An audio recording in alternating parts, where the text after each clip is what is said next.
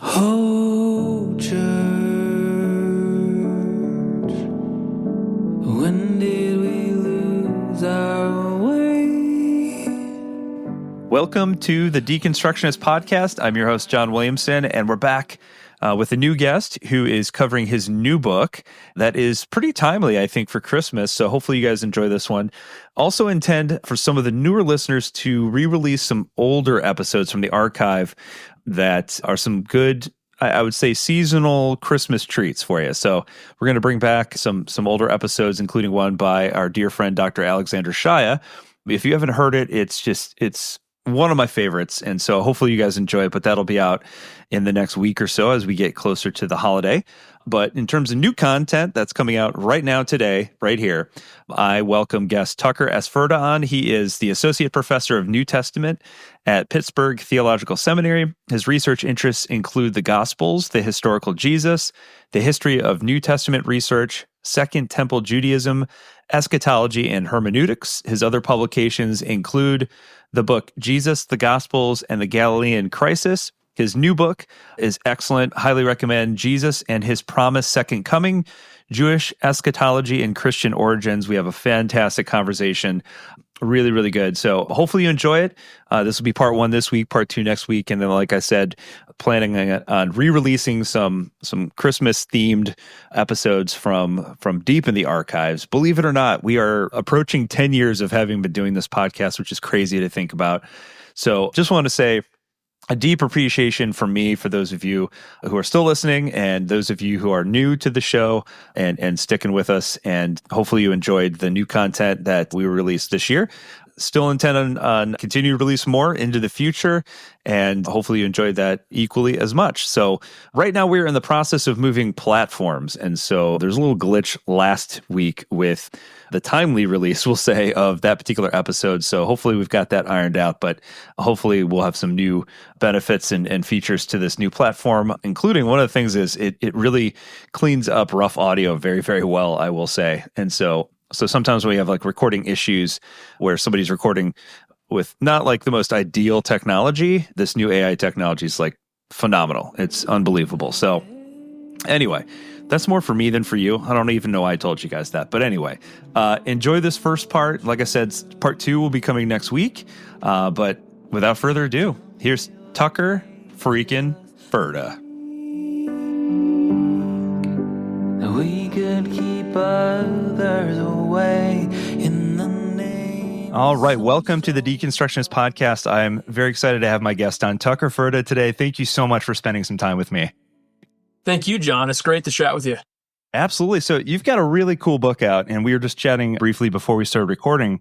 It's called Jesus and His Promised Second Coming, Jewish Eschatology and Christian Origins. And I think for a lot of people, this is going to be a really interesting book because, as I kind of alluded to, there are a lot of things that a lot of us sort of grew up with and something that we've started to call over the years on the podcast, part of your inherited faith, and things that we just kind of took for granted that were just fact or truth or whatever you want to call it, and never really examined any more deeply than that. So before we get into it, though, talk a little bit about your background and then ultimately, like, what inspired you to write a book on this topic? Yeah, for sure. I mean, my background is definitely relevant for this in many ways. And I share probably a similar experience to a lot of your listeners, really. So I grew up in a Christian context that, in many ways I'm very appreciative of. And scripture was really important. I was really, curious about the Bible as a kid. But I was also really interested in history. And I initially went to college to be a high school history teacher. I went to Bethel University in St. Paul, Minnesota, and all the students have to take an Intro to Bible class when you're there. And so, I was in there, and I think like within the first 20 minutes of the class, I realized like I need to go change my major because this is exactly what I want to do because it's a lot of I'm interested in the Bible, but it was also like a historical approach to the Bible, and so it conjoined these two things for me that I didn't know that in my orbit that there were people that did this, that devoted their lives to studying like the origins of Christianity and the development of the Bible and the transmission of the Bible. So that was how I got into it. And I always pursued it kind of more in that kind of academic track. I never really felt drawn to like pastoral ministry or anything. I'm really grateful to have landed at a seminary. So I teach New Testament courses here at Pittsburgh Seminary, but I'm also like, I run our MTS program, which is more of our academic track. So that's much more kind of where I'm comfortable. And what I'm trying to do with this book really too is to contribute to like the historical conversation about eschatology and Christian origins. It's not really a book of theology. I don't really even know fully the theological implications or what I even make of all of the things. And I was really interested in trying to make an argument about early Christianity. And so, but in terms of the actual framing kind of thing that got me into this, I talk about this a little bit in the book, but when I was a doctoral student, I was a preceptor for a massive class on the origins of Christianity. And in this class, we were talking about a common view in historical Jesus scholarship, which is that Jesus had predicted really the end of the world, like in his own lifetime. And it's a very common view you find all the way back in like Albert Schweitzer's work and some others. And a student asked a question, you're like, well, what about all the stuff about the second coming in the Gospels, which is a very fair question, you know? And at the time, that question just kind of stuck with me because I really didn't know how I would have responded to that question. And the professor's response was like, well, kind of like a counting noses approach, like, well, scholars say that all this stuff comes from the early church. And that's like fair. That's actually is what scholars have said. But I wanted to know, like, what is the argument? Like, what is the actual historical argument that makes that so compelling? And why can I not name a single book on this issue, like in the last 60 years? Like, why is it really so clear? Right. You know, like, how did that happen? So that's kind of how I got into it. And I knew, you know, going in, I didn't go in with a thesis to prove, really. I wasn't going to try to defend anything. I just knew no one was writing about it. And anything that I found and wrote about would be a contribution because no one's talked about it for so long. And it was only in research that I found that my conclusion was going to be a little against the grain, you know, but that wasn't the intention from the beginning. That's so interesting. And by the way, it's funny because I also went to college to become a high school history teacher. So we've got that in common. You connect there. That's great. Absolutely. And yeah, it's interesting. Yeah, you talk about that instance where you had that encounter in class and just kind of took it for granted that from your perspective, from the scholarship perspective, like it was kind of already a settled thing and not something that was up for debate necessarily. And on the flip side, I would say that most people coming from like a, you know, congregant participant side of things feel like it's settled, but probably from an opposite perspective. Like, well, of course the Gospels have all sorts of things to say, and it's talking about, we have all sorts of probably beliefs about it. Like, I would say the most common one that I grew up believing is that, yeah, Jesus is going to come back in the future at some point, and he's going to make his return, and he's going to judge the living and the dead and all these things. And so, and never questioned it, never had a second thought about it. That's just part of, you know, it's in the Nicene Creed, and like, that's just what we believe. So it's kind of interesting that you guys were both coming at it from an opposite perspective. Yeah, for sure. And there's some reasons. I mean, there are things that, you know, part of the book is I'm trying to challenge some assumptions that have been made about the second coming, or reasons that, you know, scholars have dismissed this or disconnected it from Jesus for some bad reasons that we need to deconstruct. Like, you know, maybe we'll get into some of these things, but like, it doesn't square with like an enlightened Jesus, or it's too much like the Jewish Messiah. Like we need to really challenge those kinds of ideas, you know. But I also wanted to construct something at the end to make an argument about what's a better reading of the evidence that makes more sense in the first century context. Yeah, I love that. And so you kind of get into the book and you start by talking about like kind of laying out the foundation for how did we get there? How did we arrive at that particular conclusion? And then you kind of go through a history of what the scholars over time, from like Origen and Augustine, have said about the matter to, you know, historians and theologians after that, and then all the way up to present day, where you kind of talk about like John Dominic Cross and N.T. Wright and folks like that, Marcus Borg. And so talk about like starting at the beginning, you know, sort of the logical place to start. Like talk about like, and you talk about, you make a distinction early on, which I think is important. We should probably start there, where you talk about the study of early Christianity or the studies in the life of Jesus. And why is it important to make a distinction between the two when studying the question of a potential second coming. I'm trying to think of where I named that and what exactly I was doing with that distinction. Is this part of the reception history, like the beginning? Yep. Yeah. I mean, I guess there's a serious interpretive exegetical debate that I wanted to reserve until a little bit later in the book, which is when we're actually looking at New Testament texts and thinking, how are we supposed to understand this language about the coming of the Son of Man on the clouds of heaven? You mentioned N.T. Wright, for instance. I mean, he's in an interpretive camp that reads this language symbolically. In its original context, he thinks this is we are misreading it if we're thinking about it in a literal way. So I kind of wanted to bracket the exegetical New Testament question. And so when I'm talking about early Christianity, I'm thinking more like 2nd century, some of these patristic sources, and kind of beginning there to look at how the second coming is received, which I think is pretty clear. And I don't think Wright would actually probably disagree with my reading of some of that kind of stuff. But I mean, the gist of the conclusion for that is that the belief is really everywhere, and the belief in the return of Jesus is really all over the place, and it's widely assumed, and it doesn't seem to be as divisive of a topic as some other things were in the Christian movement in those early centuries. There was certainly a lot of dispute about how literally to understand the manifestation of the kingdom of God in heaven and some of those kinds of things. But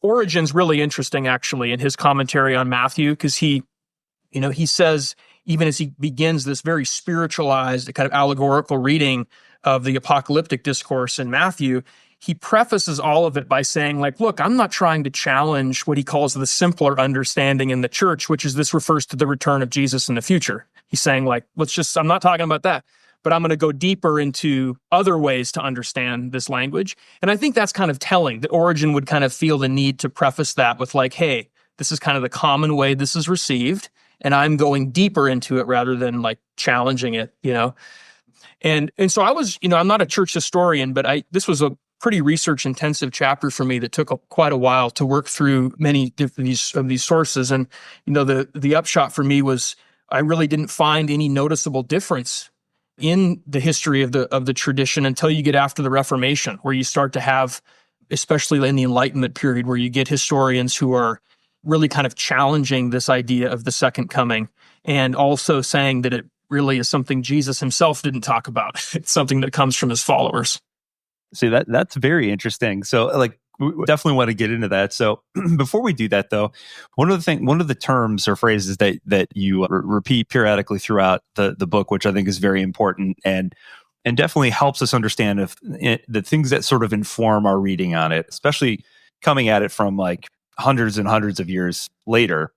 It's this phrase that you call habits of reading. Tell listeners what you mean by that. Yeah. So I think I encounter this all the time as a seminary professor. We're reading the Bible, and I think because we have the text in front of us and we think we're reading it carefully, we think that the ideas we have, the interpretations we had just kind of emerge between us and the text, and it's just something that happens in our heads as we're engaging the text, right? And there's certainly an element of, and I'm not denying that there's creativity and originality that happens in biblical interpretation, but we need to also account for the fact that we are trained to read the Bible in certain ways. We're trained to, consciously or not, to ask certain questions of the Bible and not ask certain questions. For me, this has been a big learning curve in my own life of just I didn't even know I could ask those kinds of questions of the Bible. I was only or asking kind of personal, individualistic questions maybe about what this meant for me in my life. And there's way more questions I could ask. So that would be actually a good example of a habit of reading, which is a kind of, and I don't mean to dismiss this in any way or say it isn't really important in Christianity today, but reading single verses, and you're kind of looking for what is this speaking into my life right now, right? That is a habit of reading that is kind of self-reinforcing. If that's what you're looking for, that's kind of what you're going to find, right? And so part of what I'm trying to do in this book is to look at where some of these habits of reading came from that ultimately distinguished the second coming idea from Jesus and linked it to his disciples. And I mean, I think this quote I have somewhere in here from Annie Dillard, who's one of my favorite writers. She has this great line, where she says something about like after Jesus came, like it wasn't like a few seconds before his followers like just went crazy and came up with all these wild ideas and were kind of blocking the hole that Jesus broke through, And that, while I find that really interesting, there's a habit of reading that has produced that, because Dillard is not as brilliant as she is not a New Testament scholar who has spent years and years and years like that. That's not the result of a long historical investigation. It's the recycling of a common habit of reading, which is distinguishing Jesus from his early followers and kind of linking the bad stuff with Christianity we don't like with the followers and the good stuff with Jesus. And so I was curious in tracing that out, where that came from. Yeah, and you rightly point out in a multitude of ways throughout the book, like where that comes into play in terms of how we interpret, what we're reading and what, how we understand these things. Talk about a little bit. So you kind of dive in, starting at the very beginning of what are some of the sort of already established ideas or interpretations of a potential second coming. And you call out two what you call seminal contributions by Glasson and Robinson and their impact on our current views on the subject. So talk a little bit about that. Yeah. So this is in the first part of the book. There's 4 parts, and they all are doing very different things. They're kind of different angles of inquiry. So some of the reception history stuff we were talking about is part 2, where I'm really trying to explain where these habits of reading come from. But I thought it was important methodologically and otherwise, even just in terms of charity as a scholar, like in part 1, to engage Glasson and Robinson as a historian, like really getting in the weeds in their arguments. Because I think that they are some ways influenced by some kind of theological habits of reading, but that's not my main kind of beef with them. I have more like historical and exegetical problems with their arguments. So, I mean, a really fundamental thing that I disagree with is just kind of their general approach to writing about the historical Jesus. So they begin very early on in their work in like trying to reconstruct the historical Jesus. And within like a chapter or two, they pretty much have the Jesus they think is historical. And then they're reading that Jesus against Paul's letters, what they find in other places in the New Testament, what they find in other places in the Gospels. And in my view, there's going to be discontinuity. You're going to see that in the sources, but I think that gets things backwards in terms of our approach of going immediately for like reconstructing Jesus and then reading him against these early sources that we have, because all we have to reconstruct Jesus are these very fragmentary sources, Paul included, Gospels included. And so the historical work needs to be starting with like careful description of like, what are the claims of these sources? And then inferring like who is the historical figure likely behind these things. So in my view, my part 3 of the book is really exegesis. And then part 4 is claims, like inferences about the past. In Glasson and Robinson's work, those 2 parts are kind of flipped. Like they do the historical part first, and then they get into like engaging the texts. And I want to do that in a different order, because I think they're somewhat selective in terms of what they're picking through in the Gospels, and they too easily say, Jesus did this, he didn't do that. I do some of that work as well, but like that disguises, like as a historian, I still have to explain how these sources came to be, even if I think they're full of stuff that's not historical. Like to make a compelling argument about Christian origins, I need to explain how these sources came to be and where they emerged from and how they got Jesus so wrong. Yeah, as we talk about on the podcast a lot, like context is very important.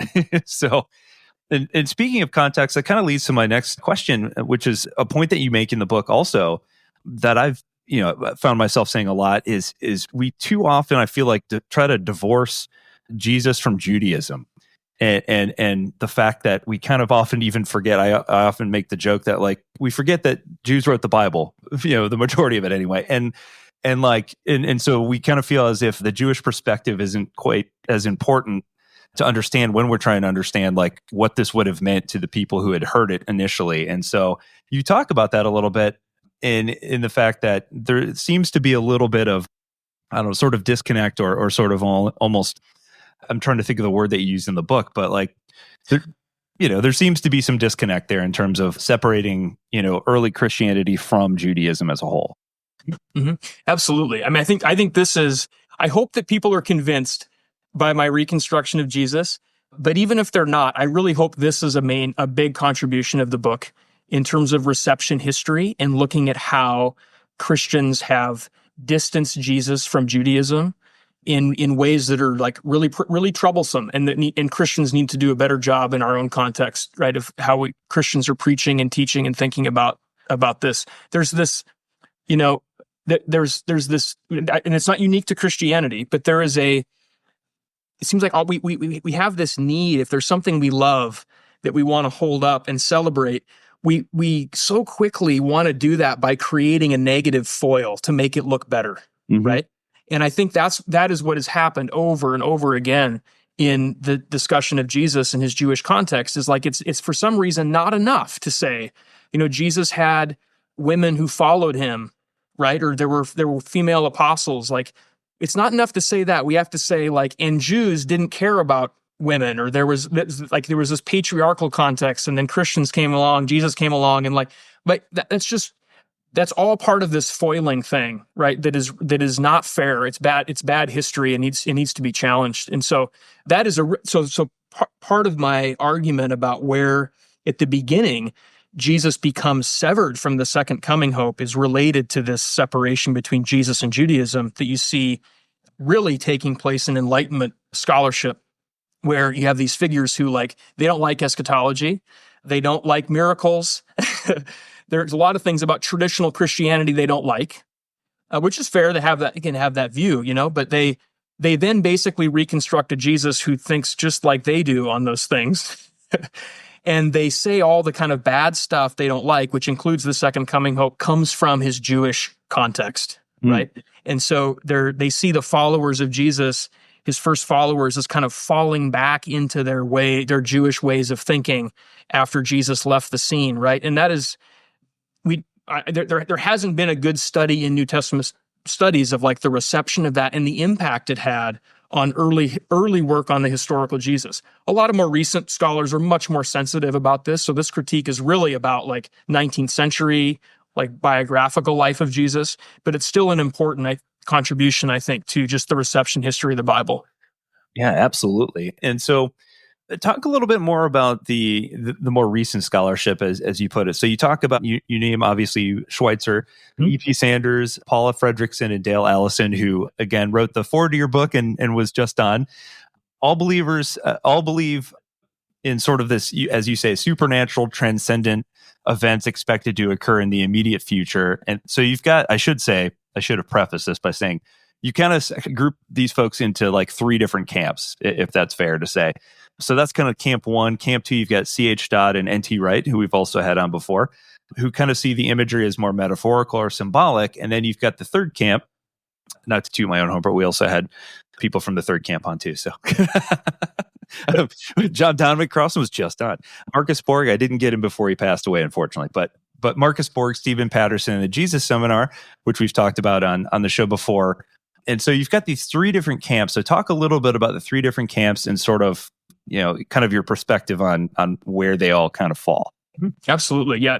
And I think this helps too, in terms of seeing how, where I think I fit kind of in this and the contribution I hope that it is. So Albert Schweitzer and Fredrickson and Sanders and Allison, I think I put them in the same stream, which I would define in this particular way. So they take a lot of the eschatological material in the Gospels, the coming of the Son of Man, descriptions of the judgment, right?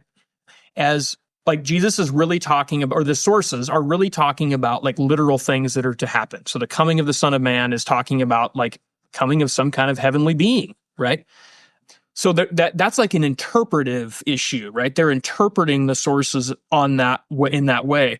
But then there's also a historical move, which is they're arguing that's a lot of that stuff goes back to Jesus. So Jesus talked like this, right? Where all three of these scholars, and I try to, especially the more recent ones, I try to show that there's some interesting disagreements among them on some key issues, but they all are in general agreement, though, that they think Jesus expected the kingdom to come very soon, imminently, but none of them think he predicted his own like return after an interim period, or at least they've not really written about that and explained how that fits with the rest of their views on eschatology. So before I get to the other camps, I'm going to say I am also in this Schweitzer stream, but I'm trying to, I think, nuance and provide some clarity in this, which is, I think,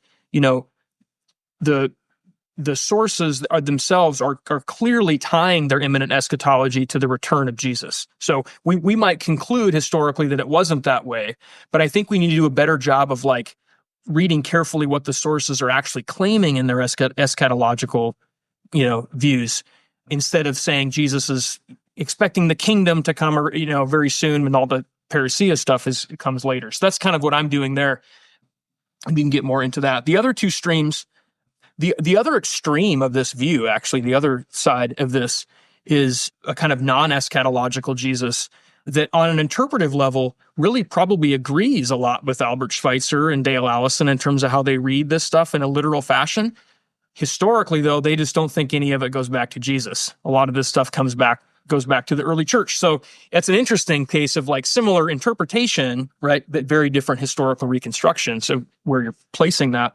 And in the middle, I would say, is like the N.T. Wright, George Caird camp, which is fundamentally a difference in interpretation. And so these scholars are going to say, we're misreading the Son of Man stuff and taking it literally. This is all apocalyptic symbolism for things that are happening on the ground in the first century. So you can see, even in the way I sketched that out, that it's necessary for me to demonstrate like the historical reconstruction side of that. That's part of this, but also on the interpretive level to look at these sources and make the case that, the Schweitzerian reading of things is probably the better first century reading of those.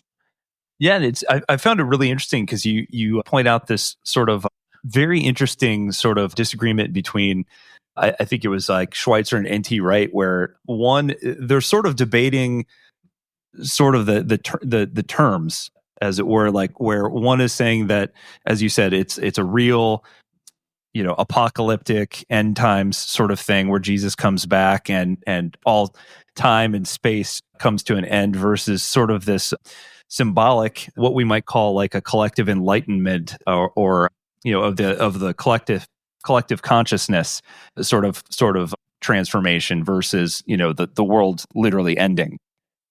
Yeah, I mean, I think Wright, if I'm reading him accurately, he says that Schweitzer talks about the end of the world, and I think I even used that phrase earlier in the podcast, which I wish I could now take that back.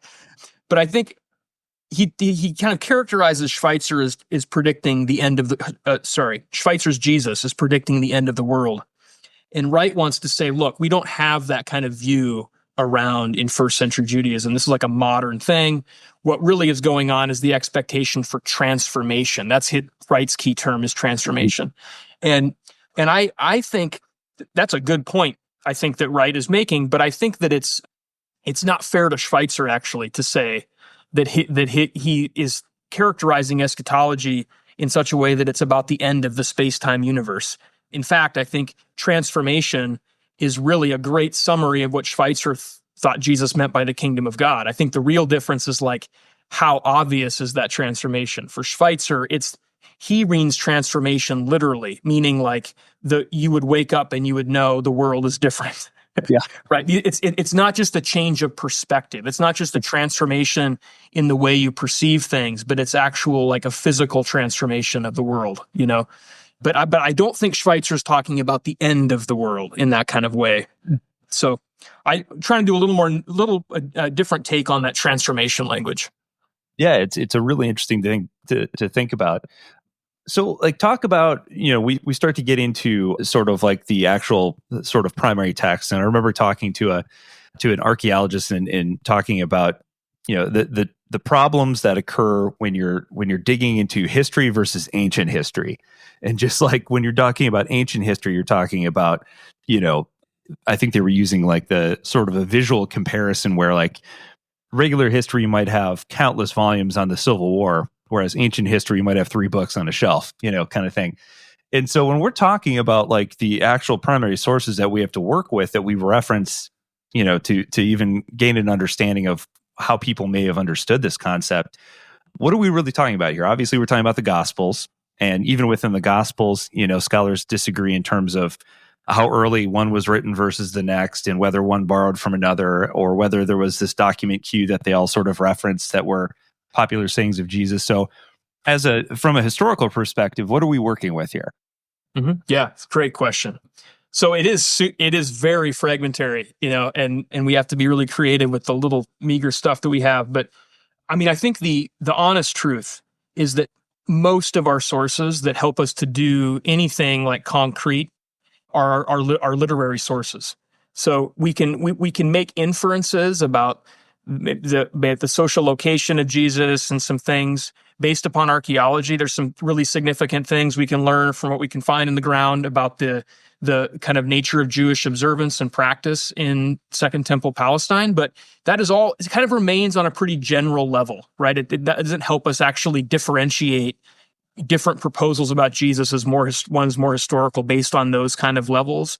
That's ultimately going to come down to how we understand these literary sources. And among those, I include the four Gospels, even though, and there's been a kind of push in recent years to include the Gospel of John more in this discussion. I do have a chapter where I talk about the Gospel of John, but I see I'm a little more old school in this in some ways. So in some respects, I'm doing a little more with the synoptic Gospels, and I see John going in a little bit different direction, even if it affirms kind of the base thing that I find in terms of eschatology in the synoptics. We have those Gospels. I engage other non-canonical Gospels, and I talk about them in this book as well. But I didn't have time to.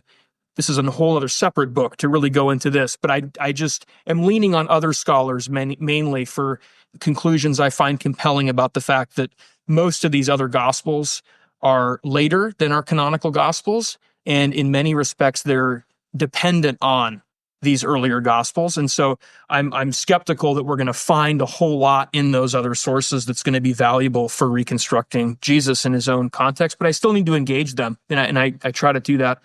And then there's also, Paul's letters, which is where I actually start in kind of the analysis of the literary sources, because they're our earliest sources.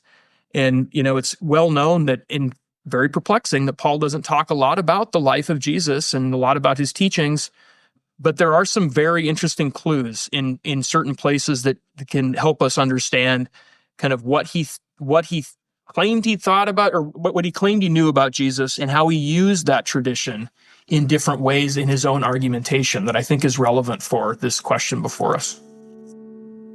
Does God have a face? Does he have a body or even a name? If he does he know that I'm alive? Is God even here? Does she care that I doubt? Does she care that I fear? Something tells me God will survive. So take a breath, breathe it in, the mystery that is this, a universe we don't know. I think the truth is, if God has a face, his face must look like yours.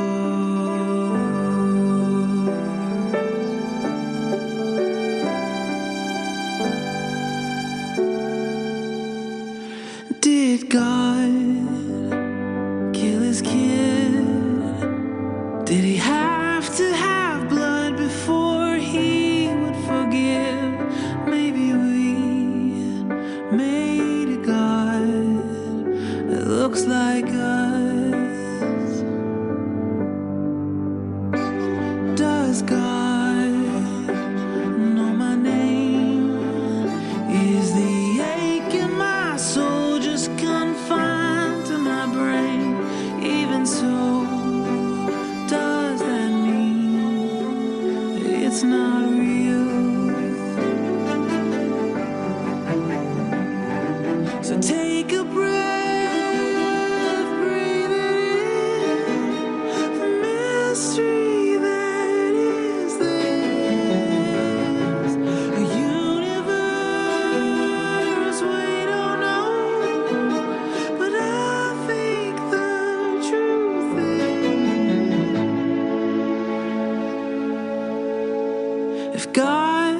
has a face, her face must look like yours.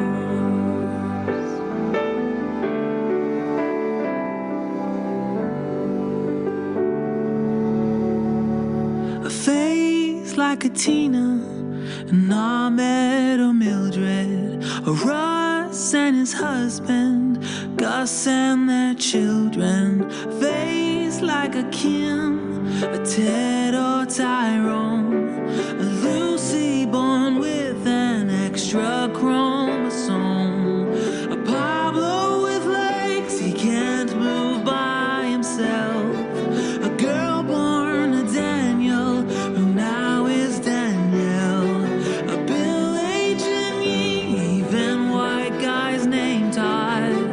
If you have a heartbeat, you are the face of God.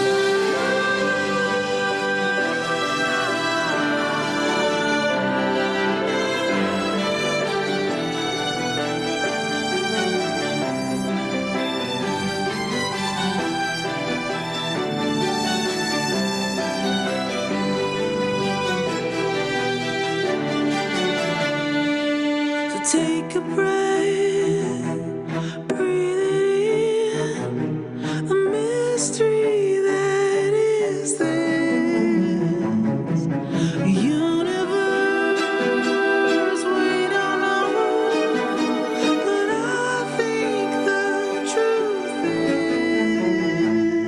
is, if God has a face, her face